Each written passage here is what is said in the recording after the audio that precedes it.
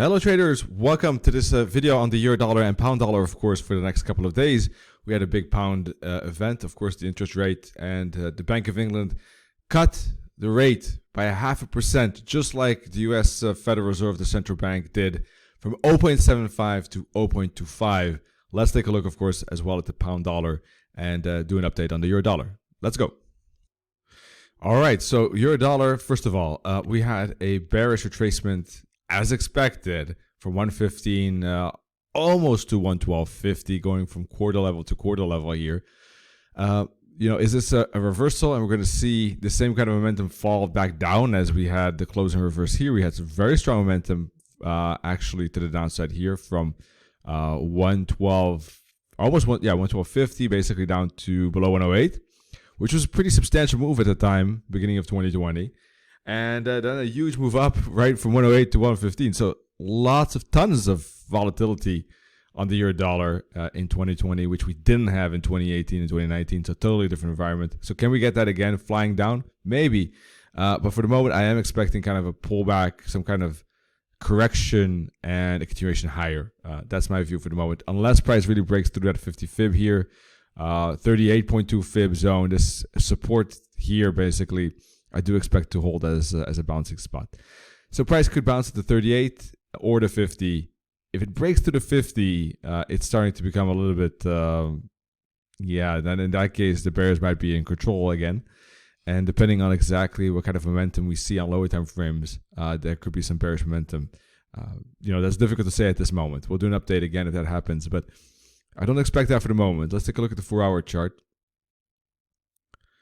And it looks like price has completed an ABC pattern to me for the moment. If I put manually a fib, if I don't use these automated fib tools from the Bullseye target tool, and I put the fib, I think I have in my wave analysis today. Now I'm not sure, but I'm not sure which swing I'm using. Something like that, I think. No. I'm probably using something like that. So anyhow, it seems like there's still space to the 38.2 fib. Even if I draw it manually, it's about the same spot as the automated fib level. So let's see if we get some kind of bounce here or not. I thought that the ABC could be completed and that this could be an A up, a B down, and up for a wave C like this to test the previous top.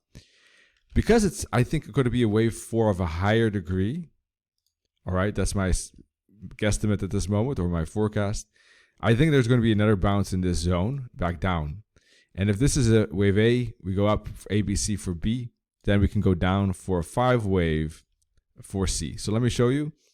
ABC for B, ABC for A, and if it is a ABC flat, we should have about a bounce at the double top in a 5 wave lower like this for a wave C to complete that flat. That could complete also wave 4, this being a wave 3, and up it can go for wave 5 for the targets, around 116, 117, 117.50. That's kind of the levels we're thinking about. So I need to see this corrective pattern before I'm interested in buying, more with a higher target in mind. I think that this could still be a bouncing spot, but only for a small push up, relatively small push up basically, to the previous top if it is a wave B. Now I might be wrong. What if price re-breaks again below the 20-day? Well, then we're probably, I think a better chance that, let's go back to the 1-hour chart.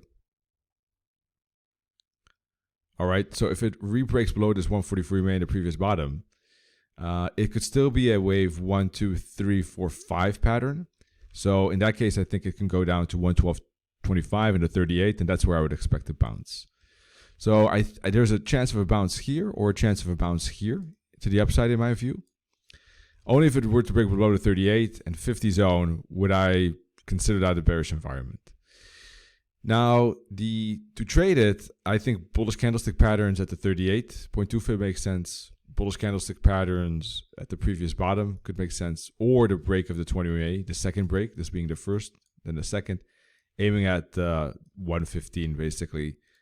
Conservative target, if we put a fib from here to here, would be 114.70 or 114.50. Well, 114.70 is actually the main target, and then maybe 115. Okay, that's my view on the euro dollar. Now let's take a look at the pound. So we had that surprise cut, I guess. So I'm not following fundamentals that closely, but I don't think that was necessarily expected as far as I know. And well,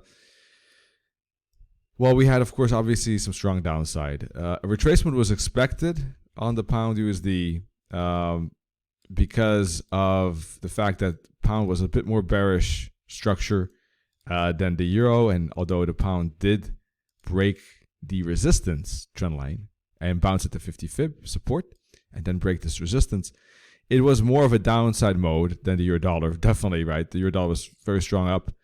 Pound dollar was a little bit later to the party, the upside party here. And yeah, we had lower lows, lower highs, pretty substantial trend. So it was likely that there was going to be a break, pullback, and retest of the support. So that's what happened. I think that news events maybe sent this a bit lower, obviously. Maybe could have, without the news event, maybe could have bounced at the 38 or 50 fib, went all the way down to the 78.